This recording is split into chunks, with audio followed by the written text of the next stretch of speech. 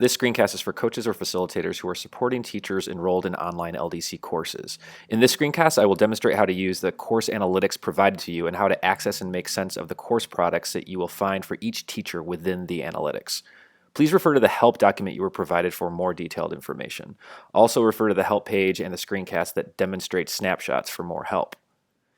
Your ability to track your teacher's progress in courses is found under the Analytics section of LDC Core Tools.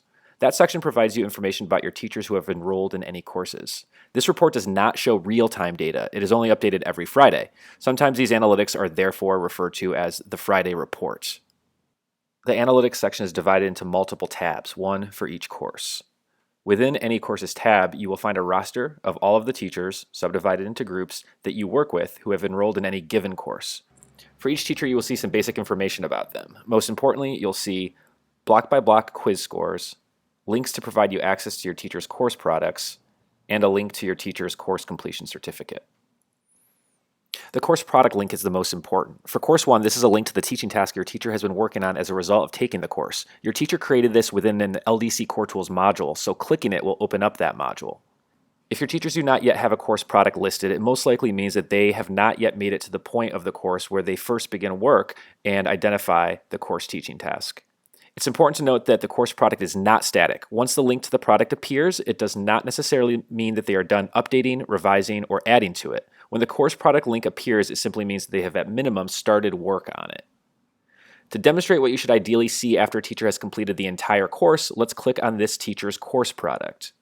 Clicking on it always takes me to the live version of the module, which is the most up-to-date version of their work.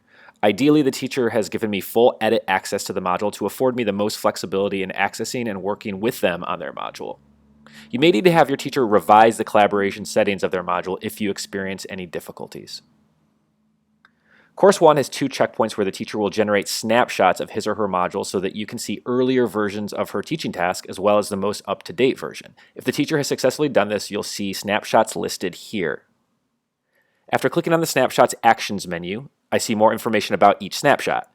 As of right now, the best way to distinguish between the different snapshots is by using the timestamp. Obviously, the earlier version is likely to be the version of the teaching task from early on in the course, and the more recent one is from the end of the course. The live version may or may not be revised further from the snapshot taken at the end of the course. You can navigate back and forth between the live version of the module, the most recent version, and the 2 snapshots that were taken to compare.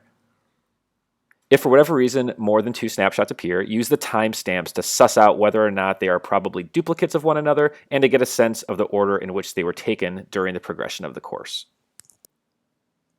One additional artifact that a teacher should have completed for their teaching task in Course 1 is a self-review of it.